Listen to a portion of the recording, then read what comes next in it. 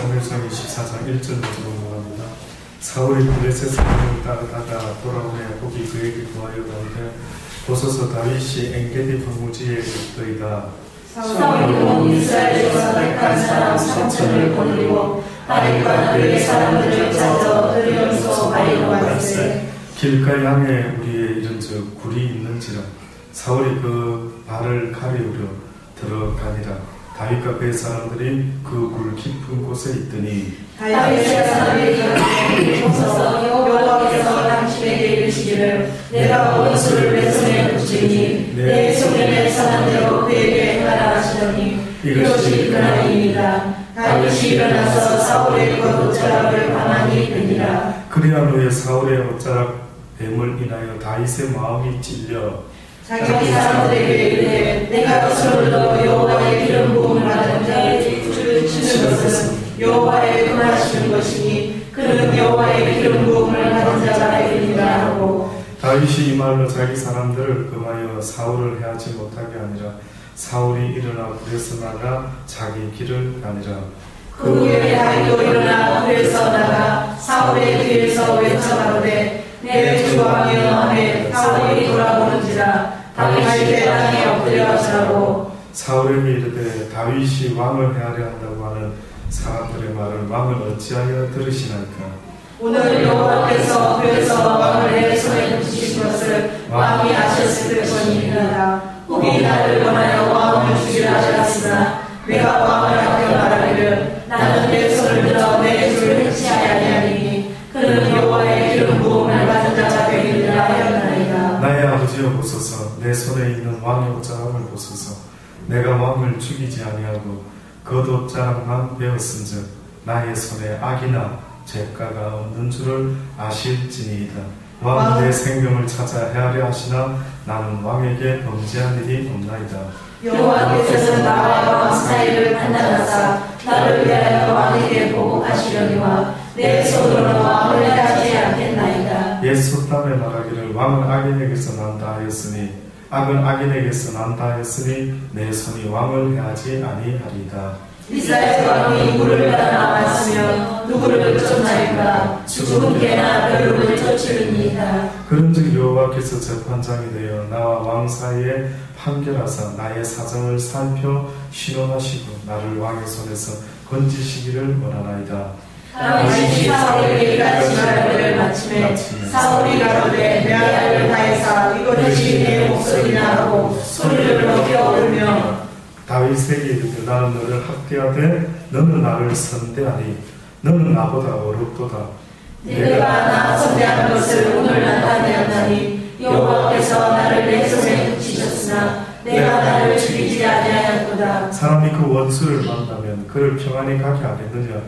내가 오늘날 내게 행한 일을 인하여 여호와께서 내게 선으로 갚으시기를 원하노라. 보라 나는 내가 반드시 왕이 될 것을 알고 이스라엘에 나가 내 손에 경고를 셀 것을 아노니 그런즉 너는 내 후손을 끊지 아니하며 내 아비의 집에서 내 이름을 멸하지 아니할 것을 이제 여호와로 내게 맹세하라. 다윗이 사울에게 맹세하매 사울은 집으로 올라가고 다윗과 그의 사람들은 요새로 올라가니라. 아멘. 예, 하나님의 말씀입니다. 계속해서 사울은 다윗을 포기하지 아니하고 죽이고자 애를 쓰고 있습니다. 결국은 사울이 다윗을 죽이러 오다가요 갑자기 어떤 신하가 보고를 합니다. 왕이시여 지금 블레셋 분들이 쳐들어 왔나이다 라고 하면서 잠시 블레셋 군과 싸우게 됩니다. 그래서 오늘 본문에 보면 사울이 블레셋 사람을 따르다가 돌아오매로 시작을 하고 있습니다. 돌아올 때에 어떤 사람이 그에게 말합니다. 보소서 왕이시여 드디어 그 다윗이 엔게디 황무지에 있더이다 라고 알려줍니다. 그때 또 그의 시기심이 아주 불타가지고요. 그래? 야 내가 그 다윗을 기어코 내가 죽이리라 하는 마음으로 사울이 온 이스라엘에서 택한 사람 3,000을 거느리고 다윗과 그의 사람들을 찾으러 또한 들륜서 바위로 갔다라고 성경이 말하고 있습니다. 그때에 그 길가 양의 우리에 이른즉 보니까 굴이 있는지라 사울이 그 발을 가리고 아마 조금 쉬려고 조금 힘을 얻으려고 그 굴 속으로 들어가게 됩니다. 근데 뜻밖에도 그 사울 왕이 실어 들어갔던 그 굴속이 어떤 굴속이었느냐면은 다윗 왕과 그들의 군사들이 그곳에 숨어 있었던 곳이었습니다. 그러니 그가 아주 원수의 굴로 그냥 제 발로 찾아 들어온 것 아니겠습니까? 그래서 이제 사람이 다윗에게 아마 귓속말로 이야기했겠죠.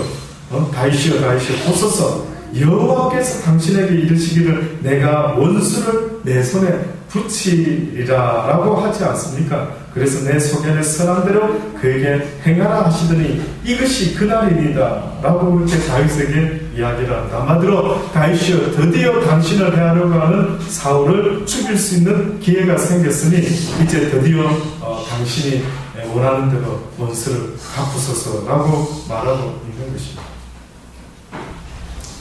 그래서 다윗이 죽일 수도 있었겠구만. 그러나 다윗이 뜻밖에도 사울왕을 죽이지 아니하고 어떻게 하느냐, 사울왕이 아마 옷자락을 이렇게 가만히 쉬고 있을 때 베게 되는 거예요. 옷자락을 베고 이제 기다렸다가 사울왕이 나갈 때에 다윗이 갑자기 올라서서 말하지 않습니까? 왕이시여 왕이시여.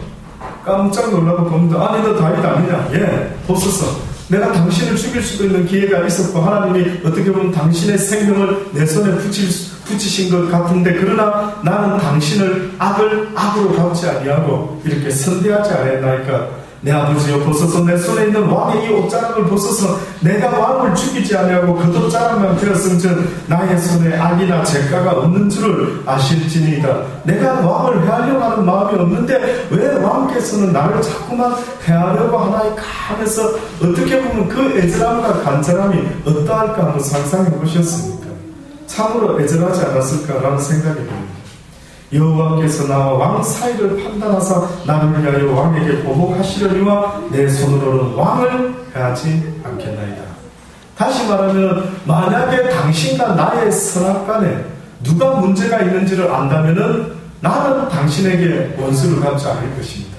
원수를 갚더라도 내가 갚는 것이 아니라 누가 갚게 된다고? 여호와께서, 하나님께서 친히 갚으실 수 있게 되기를 원합니다. 다윗이 어떤 면에서 하나님이 아주 기뻐하는 장점이 있다면 다윗은 철저하게 이 세상을 살아가면서 나에게 이해되지 않는 어떤 일이 생긴다 할지라도 그 다윗은 그 일 때문에 그 누군가를 원수 삼는 일이 없었던 사람이라는 것을 볼 수가 있습니다. 많은 사람들은 자기를 해코지게 하면은 원수 삼는 일에 굉장히 발빠른데 뜻밖에도 다윗이라는 이 하나님의 마음에 합한 이 왕은요, 어떤 면에서는 어떤 사람이 자기를 해코지게 할지라도 원수 갚는 일을 하나님의 손에 맡기고 있다는 것을 지금 우리에게 보여주고 있습니다. 로마서 12장에 보면요, 로마서 12장 14절로부터의 말씀에 보면 이런 말씀이 있습니다. 너희들 핍박하는 자를 축복하라. 축복하고 저주하지 말라. 즐거워하는 자들로 함께 즐거워하고 우는 자들로 함께 울라. 서로 마음을 같이하며 높은 데 마음을 두지 말고 도리어 낮은 데 처하며 스스로 지혜 있는 체 말라. 아무에게도 악으로 악을 갚지 말고 모든 사람 앞에서 선한 일을 도모하라. 할 수 있는 너희로서는 모든 사람으로 더불어 무엇해라고 하시는 줄 아십니까? 화목하라. 평화하라.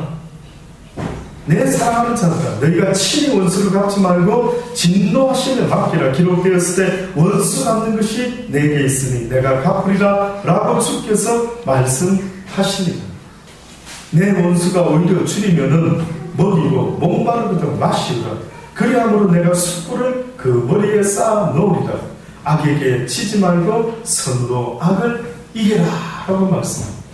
선으로 악을 이기라는 말은 결국은 어떤 무기를 하나 택해라고 말씀하는데 그 무기가 선한 무기여야 하는데 한마디로 말하면 뭔지 아십니까? 그것은 사랑을 말합니다. 사랑. 이 세상에서 가장 강한 무기, 이 세상에서 죽음도 두려워하지 않는 가장 강한 무기를 가진 자가 누군가라고 한다면 그것은 사랑입니다. 우리가 만약에 칼로 비교해가지고 전쟁에서 세고 세지 않음을 만약에 가늠할 수 있다고 할 때에 어떤 사람이 막 아주 무시무시한 칼을 들고 나타나는 것입니다. 그때 만약에 내 칼과 그 칼을 비교할 때에 와 저쪽 칼은 어마어마하게 아주 무섭게 생긴 큰 칼을 가지고 나왔구나. 야 내 칼이 이거밖에 안 되는데 라고 했다면은 아마 그 위험에 눌려가지고 아유 내가 안 되겠구나 하고 포기할 수가 있겠죠. 만약에 그렇다면 여러분이 생각할 때 살아가면서 내 원수들이 나를 모함하고 때로는 시기하고 질투하고 나를 죽이려고 하는 일까지 벌어졌을 때에 내가 그 모든 것들을 이길 수 있는 넉넉한 무기가 있다면 성경이 뭐라 말하는 줄 아십니까? 너희 마음속에 사랑의 무기를 가져라. 사랑의 무기는 뜻밖에도 원수를 이기는 것인데 원수를 이기는 방법이 악을 악으로 이기는 것이 아니라 악을 선으로 이기는 오히려 내 원수가 줄이거든 먹이고 목마르거든 마시우라라고 그렇게까지 말씀하시면서 내가 숯불을 그 사람 머리 위에 쌓는 것이다. 무슨 뜻인지 아시겠습니까? 그 숯불을 무슨 숯불을 그 사람 머리 위에 쌓게 된다면 네가 그 사람을 악으로 갚지 않고 원수를 원수로 갚지 않고 그 사람에게 선으로 갚는다라고 하는 것은 곧 악을 선으로 이기는 것인데 그것은 또다시 말하면은 그 원수 같은 인생의 머리 위에 숯불을 쌓는 것입니다. 무슨 의미입니까? 그 영혼을 구원한다는 거죠. 그 영혼을 구원할 수가 있다. 놀랍죠. 그러니 내가 무엇으로 그 사람을 구원할 수 있는가라고 말한다면은 내가 가진 그 사람으로 그 영혼을 구원할 수가 있는 것입니다. 많은 사람이 전도는 누가 합니까? 목사님 누가 전도 잘할까요? 할 때 뭐 고구마 전도법 무슨 법 해서 하는데 죄송한데 저는 그렇게 생각하지 않습니다. 고구마 전도법이 뭐 전도를 잘한다 어쩐다 아무리 이 세상에 전도할 수 있는 어떤 여러 가지 방법이 있겠지만 큰 교회가 전도를 잘할 수도 있겠고 물론 기독교 방송국이 전도를 잘할 수도 있겠지만 그러나 성경에서는 하나님은 분명히 우리에게 가르쳐주는 것은 누가 전도할 수 있느냐? 내 사랑을 가진 자가 할 수 있다. 주의 사랑을 가진 자. 오늘도 주님이 찾는 사람은 내 사랑을 배워 알고 깨달아 내 사랑을 가진 자가 과연 어디 있느냐라고 주님은 찾고 계시는 것입니다. 정오의 기도회 때 어제부터 가정의 달이라서 사랑장 고린도전서 12장을 말씀을 보고 있습니다. 뜻밖에도 성경에서 뭐라고 말하고 있는 줄 아십니까? 네가 방언을 말하고 예언을 하고 천사의 말을 하고 뭐 온갖 능력을 행한다 할지라도 사랑이 없으면 아무것도 아니다. 우리 생각할 때에는 능력행하고 구제하고 불쌍하게 내어주고 뭐 온갖 선한 일을 다 하는 사람은 사랑이 있어야 할 수 있는 게 아닐까라고 생각하지만은 어떻게 보면은 남에게 보여지기 위해서 어떻게 보면 내 좋아서 하는 사람들이 있습니다. 뜻밖에도 예수를 믿어도 내 좋아서 예수 믿는 사람이 있어요. 뜻밖에도 자기 스타일이 타고난 체질이요 착한 사람도 있습니다. 맞지 않습니까? 그거는 아무 소용이 없다는 거죠. 다시 말하면은 그 사랑이라는 것을 나타내기 위해서는 당연히 나의 희생이 따를 수밖에 없는 것입니다. 그리고 내 뜻대로 내가 좋아하는 일만 하는 것이 아니라 도무지 내가 하고 싶지 않는 어떤 일이라 할지라도 하나님께서 허락한다면 우리 송전도사님이 잠깐 예배 전에 무사히 잘 살아있는지 잘 견디고 있는지 여쭤봤습니다. 너무 힘들었습니다. 사람들이 너무너무 경우가 없어가지고 물컵 하나도 자기들이 먹으면 식지 않고 얼마나 잔뜩 쌓아가지고 나의 일거리를 보태주는지 그럴 때 사람이 나한테 그 일을 허락했다면 열받을 수도 있고 막 그렇습니다. 근데 잊지 마십시오. 그 모든 배후에 누구의 허락 없이는 된다 안 된다. 하나님의 허락 없이는 모든 것이 허락되지 않는다. 하늘을 나는 새 한 마리도 떨어지고 잡히고 팔려가고 하는 그 일도 누구의 허락 없이는 된다 안 된다. 하나님의 허락 없이는 안 된다. 믿어지시기를 주의 이름으로 축원합니다. 믿어지시기 바랍니다. 내 인생에게 일어나는 어떠한 일도 하나님의 허락 없이는 아무것도 일어날 수 없다는 사실을 잊지 마십시오. 그러길래 우리는 누구 때문에 지금 이 일을 하는 것이 아니라, 누구 때문에 지금 이렇게 먹고 살려고 애쓰는 것이 아니라, 바로 하나님께서 우리에게 이러한 일들을 허락했음을 믿고 그 믿음 가운데 하나님을 의식하고 최선을 다하는 것입니다. 그래서 뭐라고 성경은 또 이야기합니까? 너희들의 상전에게 잘 보이려고 상전의 비율을 맞추려고 일을 하지 말아라. 그 상전보다 더 높으신 상전이 계신데 만군의 여호와 하나님께서 모든 것을 보고 있지 않겠느냐.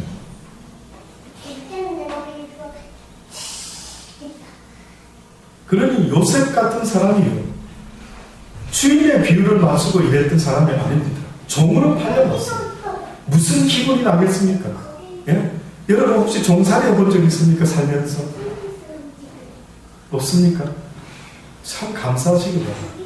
옛날에 태어났으면 여러분 수준은 종살이 할 확률이 굉장히 높지 않겠습니까? 무슨 박씨입니까? 무슨 송씨입니까? 예? 무슨 뭐 양씨입니까? 예? 옛날에 혹시나 한번 조사해보면은 과거에 태어났으면 그냥 완전히 막 그냥 부엌대기나 돌쇠 막 완전히 막 그런 쪽에 자손으로서 뭐 살았어야 될 사람도 있지 않겠습니까?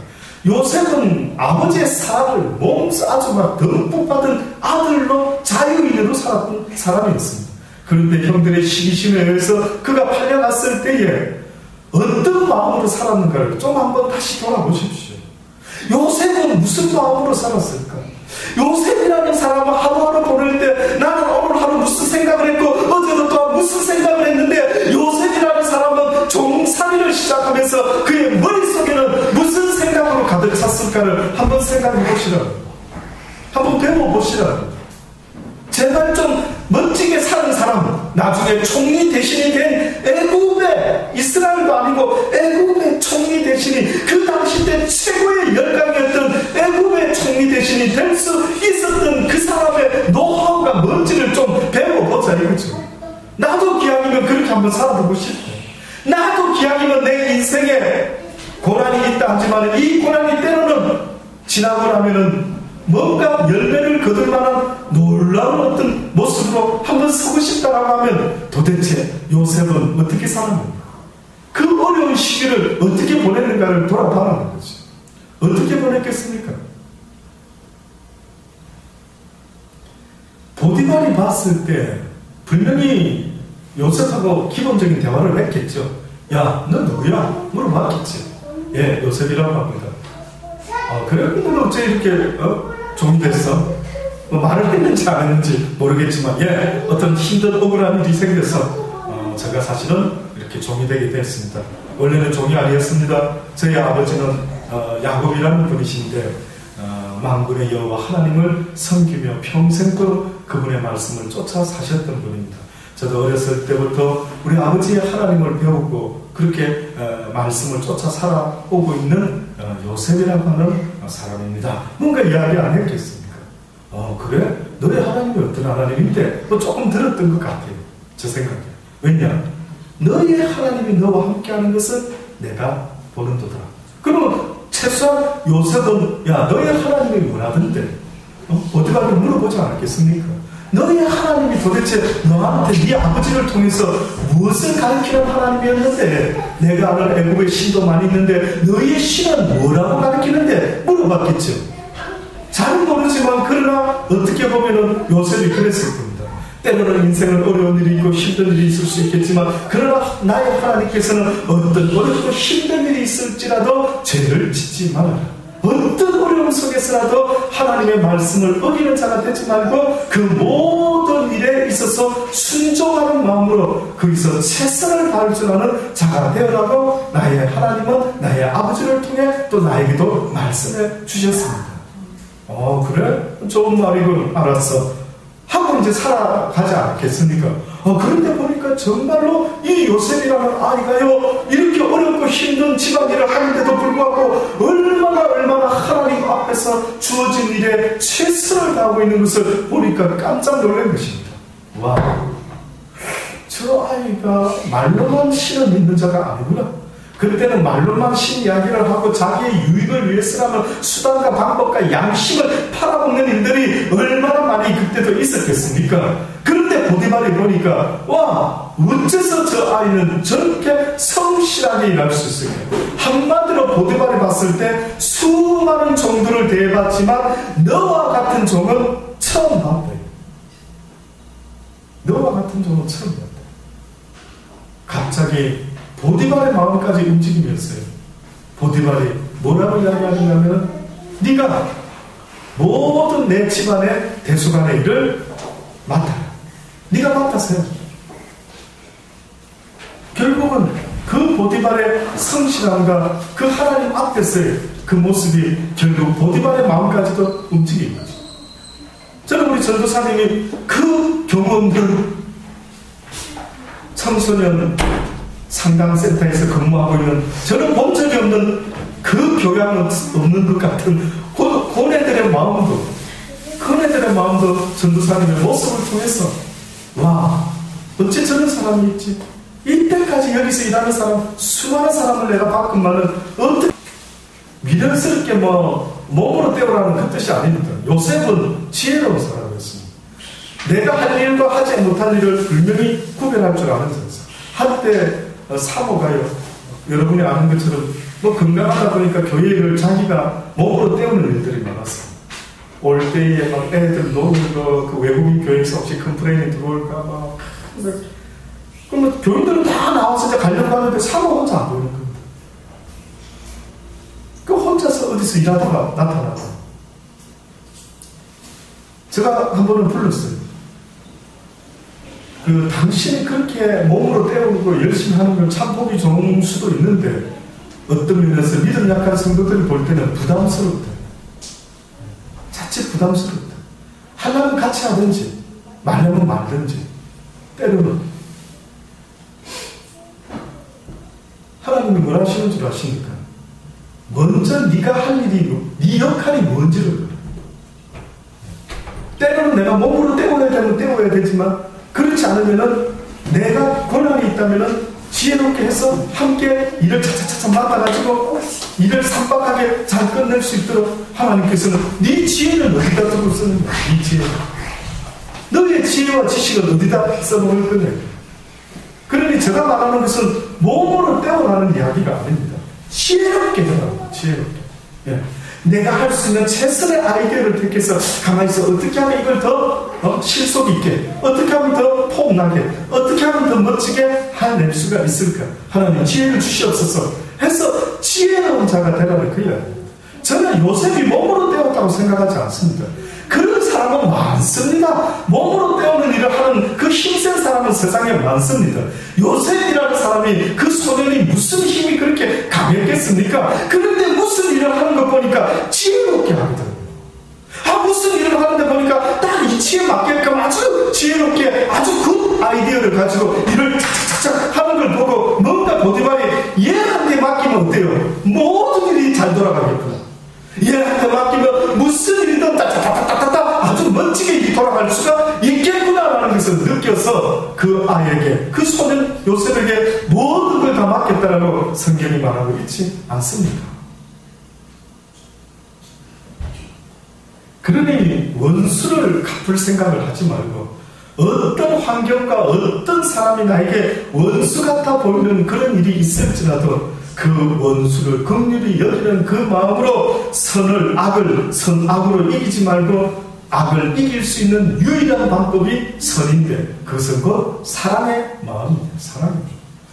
우리 사람들이 살아가면서 가정의 달 뭘로 내 가정이 행복한데요? 여러분은 무엇으로 내 자녀를 키우고 있습니까? 만약에 자녀가 있는 분이라면 밥으로, 쌀로, 보리쌀로, 찹쌀로 그렇게 자녀들을 키웁니까? 하나님은 네 노하우로 키우지 말고 나의 교훈과 나의 하나님의 그 사랑의 말씀으로 키워라는 것 아닙니까? 사랑이 느껴져야 됩니다. 내 자녀를 가르칠 때에 내가 사랑을 나타내지 못하면 그것은 실패입니다. 언젠가 그 아들이 내 사랑을 모른다면 내 집을 떠나서 다시는 돌아오고 싶어하지 않는 일이 생길 때가 분명히 올 것입니다. 어떻게 사랑을 가르치고 있습니까? 어떻게 사랑을 나타내 보이고 있습니다. 때로는 막 화가 날 때도 있고 속상할 때가 있지만은 성경은 날마다 말씀하시는데 사랑은 언제나 오래 참고 사랑은 온유하다는 것입니다. 확 올라오는데도 사랑은 참는 겁니다. 사랑은 거기서 시작된단다. 목사님, 사랑 있는 사람과 사랑 없는 사람은 어떻게 알 수 있을까요? 어떻게 아느냐고요? 화를 안 내고 참을 수 있는 모습이 있다면 그 사람은 사랑을 이제 시작하고 있는 사람이에요. 참는 데서부터 사랑의 모습이 시작돼야 돼요. 그러니까 우리 아이들이 때로는 내 기준에 들지 않는 일이 있다 할지라도 확 내가 쏟아내면은요, 그 아이들은 사랑을 느끼는 것이 아니라 분노를 느끼는 거예요. 징계를 느끼는 거예요. 사람은 징계받으려고 태어난 자가 아닙니다. 사람은 사랑받기 위하여 태어난 존재들이기 때문에 그렇습니다. 인간이라는 존재는 사랑을 받기 위해서 태어난 존재이기 때문에 비록 내 자식을 사랑한다라고 할 때에 사랑하는 표현이 하나님이 기뻐하는 악을 악으로 갚는 방법 말고 악을 선으로 갚을 수 있는 사랑의 방법, 사랑의 무기를 쓰지 않으면 그건 실패다. 실패가 안 된답니다. 한번 그렇게 해봐라 이거죠. 하나님. 그러니까 우리 아이들도 가만히 보면은요, 이렇게 아주 젠틀하게, 참 때로는 속이 으를 수도 있지만은 이렇게 대보면은요, 사람이 웃는 얼굴에 침 못 뱉는다고 이상하게 부드럽게 할 때는 따르는 자녀들이 많이 있습니다. 특히 우리 민재들 영락 없습니다. 한 번씩 이야기를 들어보면 민재한테 이야기할 때에 조금이라도 감정적으로 지금 해, 왜 안 하는 거야? 뭐 이런 어떤 대화가 시작되면은요, 갑자기 조금 전까지 애교를 떨고 이렇게 미소를 짓고 있던 아이가 갑자기 화를 받는 거예요. 알았다. 이거 뭔가 내가 지금 방법을 좀 바꿔야 되는 거야. 그래서 만약에 한 번 권면해서 듣지 않으면은 일단은 그래 이렇게 스톱한다. 그래서 또 분위기 좀 좋을 듯 하면 민재야 그렇게 하는 거 아닌 것 같다. 엄마 생각해니까 이렇게 하면 더 이쁜 아이가 될 것 같다. 이렇게 점점 사랑의 방법이 뭔지를 좀 생각을 해보자. 사랑의 왜이가 뭔지를 좀 생각 좀 해보자는 거죠. 너무나 내 육신의 감정대로 하다 보니 하나님이 뭐라고 말씀합니까? 육신의 감정대로 화를 낸다라는 것은 가장 대표적으로 내가 사랑이 없다라는 걸 증명하는 모습입니다. 참는 것은 내적인 모습이라 한다면 온유한 모습이라고 하는 것은 겉으로 드러나는 모습이야. 근데 어떻게 겉으로 드러나야 되냐면 화내는 모습으로 드러나는 것이 아니라 어떤 모습으로? 온유한 자의 모습으로 드러나요. 온유를 못 배워서 모르시겠습니다.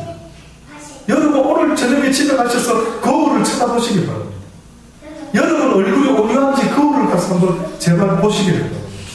다음 주 수요일 날에 한 번씩 물어보겠습니다. 본인의 얼굴을 보시고 무엇을 느끼셨나요? 아니면 A4 용지에 숙제를 한번 내고 싶습니다. 한번 써보시기 바랍니다. 내 얼굴을 객관적으로 딱 두고 이렇게 한번 어떤 느낌이 나는지 한번 써보시기 바랍니다. 온유해 보이는지. 특히 40이 되신 분들, 불혹의 나이가 되신 분들, 내 얼굴에 책임을 져야 된다는 속담이 있는 것처럼 한번 여러분 살아온 자국을 내 얼굴에서 한번 찾아보시기 바랍니다. 내가 화를 많이 내고 살아온 얼굴형인지, 내가 늘 주로 웃으면서 살아온 얼굴형인지. 제가 홈페이지에 이지선 양의 간증 동영상을 한번 올려놔봤습니다. 그 사람의 간증을요, 제가 어제 저녁에 들어볼 때에 여러 가지 인상적인 말이 많이 있더라고요. 참 기특하더라고요. 참 마음에 동감이 너무너무 어느 훌륭한 목사님의 설교보다도 마음에 동감이 되더라고요.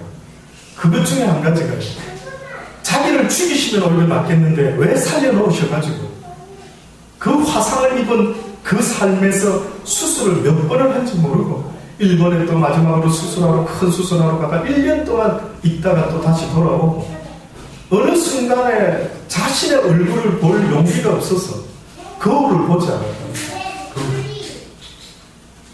그러다가 드디어 거울을 봤다. 보니까 왜 낯선 흉측한 괴물 같은 아이가 서가지고 있더랍니다. 그래서 그 이지선이라는 그 사람이 그 낯선 얼굴을 보면서 좌절하고 미워하고 실망한 것이 아니라 그와 사귀기 위해서 인사를 했답니다. 인사를 거울을 보면서 너 누구야? 이지선이야? 반가워. 나도 이지선이야. 자기 얼굴을 쳐다보고 남 보듯이 그러면서 사귀어보려고. 그래서 그 얼굴 속에서 뭔가 자기 마음을 다 쏟아서 사랑의 눈으로 그 얼굴 속에서 뭔가를 보려고 그렇게 했다라는 그 이지선 양의 이야기를 들을 때 참 누가 그 심정을 알까? 그 주님이 그러시더랍니다. 딸아, 내가 너를 데려가지 않고 이렇게 내버려둔 것은 이 땅에 수많은 고통당하는 힘든 자들이 나만큼 힘든 자가 있을까라고 하면서 자기의 삶을 끝내버리는 그들 때문에 너만치 힘든 자를 내가 만들고 있는다. 힘을 내어라, 딸은 용기를 내어라. 네가 이 세상에서 가장 힘들고 어려워하고 좌절하고 방황하는 그 한 영혼 한 영혼을 너를 통해서 내가 위로받게 하기를 원한다. 그들이 도무지 위로받지를 않는단다. 그들이 자기의 목숨을 끊어버린단다. 그들은 자기가 가장 슬픈 자라고 말하면서 자기가 가장 불쌍한 자라고 말하면서 자기의 삶을 그렇게 끝내버리는 일들이 얼마나 많은지 모른다. 그러나 딸아, 내가 너를 쓰기 위해서 내가 너를 통해서 하고자 하는 일이 있기 때문에 내가 너를 죽이지 않고 데려가지 않고 내가 이 땅에 너를 두고 있는 이유가 있다. 조금만 더 참자. 조금만 더 노력하자. 내가 너를 통해서 나의 큰 일을 행할 것이야. 그 말씀을 듣고 그 딸이 그렇게 힘을 내고 지금까지 담대하게 사람들에게 간증을 하면서 그가 깨달은 그 말씀들을 증거하고 다니더라고요.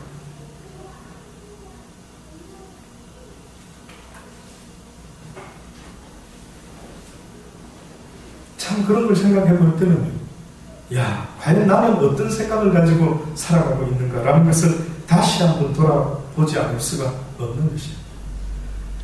모든 것은 하나님의 허락 아래 있는 겁니다. 그 지선양을 그렇게 교통사고로 치고 달아난 자가 있었는데 그 사람이 아마 원수였을 겁니다. 그 지선양이. 그러나 그는 원수로 갚지 아니하고 모든 것을 다 하나님께 맡김으로 하나님의 선한 뜻을 이루기를 늘 애를 쓰고 있었던 것처럼 오늘 이 사울왕도 또 다윗을 향해서 그렇게 하지 말았어야 되는 일들을 하고 있는 그 자신 참으로 어떻게 보면 그도 답답할 수 있을 것입니다. 그러나 그가 분명히 깨달아서 다시 말하지 않습니까? 다윗아 나는 너를 학대하되 너는 나를 선대하니 너는 나보다 어렵도다. 내가 나 선대한 것을 오늘 나타내었나니 여호와께서 나를 내 손에 붙이셨으나 내가 나를 죽이지 아니하였다. 사람이 그 원수를 만나면 그를 평안히 가게 하겠느냐? 내가 오늘날 내게 행한 일을 인하여 여호와께서 내게 선으로 갚으시기를 원한다. 잘 알고 있습니다. 사울왕도 하나님의 뜻은 잘 알고 있습니다. 근데 왜 지키지 못했을까요? 그의 마음속에 무엇이 있었다고요? 시기심이 있었다. 시기심이 있었다. 시기심이라는 것은 뭔 줄 아십니까? 다른 사람이 잘 되는 것을 싫어하는 마음입니다. 다른 사람이 잘 되는 것을 박수 치지 못하면 내 마음에 사울과 같이 똑같은 시기심이 있다고 보시면 정확합니다. 그래서 가인이 동생 아벨이 아무 죄가 없는데 죽였죠. 무엇을 보고 그를 죽여야 되겠다고 마음먹었습니까? 하나님 앞에서 그의 칭찬받음을 보고 그가 하나님이 기뻐하는 자의 모습으로 지내는 것을 보고 그는 그 마음에 시기심으로 그의 동생을 죽이고 마는 것입니다. 많은 사람이 시기심 가운데 사로잡혀 살아가고 있습니다. 그래서 그 누구도 내 욕심을, 영광을 누구보다도 내가 1등 해야 돼. 내가 잘 돼야지. 남이 잘 되면 무슨 소용이 있어. 내가 라고 몸부림치며 살아가는 이 수많은 인생들의 가슴 속에 그 시기심이 있다고 한다면 그들은 어떻게 보면 악신의 들은 사울과 똑같아요. 사울과 같이 그의 마음에 평화가 없고 왕인데도 불구하고 계속해서 불안 초조 때문에 그 선한 다윗을 죽이려고 하는 그의 모습을 볼 때에 혹시나 이 시대를 살아가는 내 모습은 아닌지를 한번 돌아볼 수 있기를 바랍니다. 여러분의 마음에 시기심이 사라지고 다윗과 같이 선악간에 하나님께서 우리 사이를 판단하시기를 원하고, 혹시나 내가 원수 친히 갚지 아니하고 원수 갚을 일이 있을지라 할지라도 누가 갚을 수 있느냐면 내가 아니라 하나님만이 갚으실 수가 있다. 나는 사랑할 그 의무는 있을지라도 나에게는 원수 갚을 권한은 없다라는 사실을 잊지 마시고 살아가는 날 동안 이 말씀을 가슴에 새기면서 그 무슨 일을 통해서도 사람을 미워하지 마시고 그 가운데 하나님 때문에 요셉과 같이 모든 일을 감당할 수 있는 사랑의 사람 될 수 있기를 바랍니다. 기도하시겠습니다.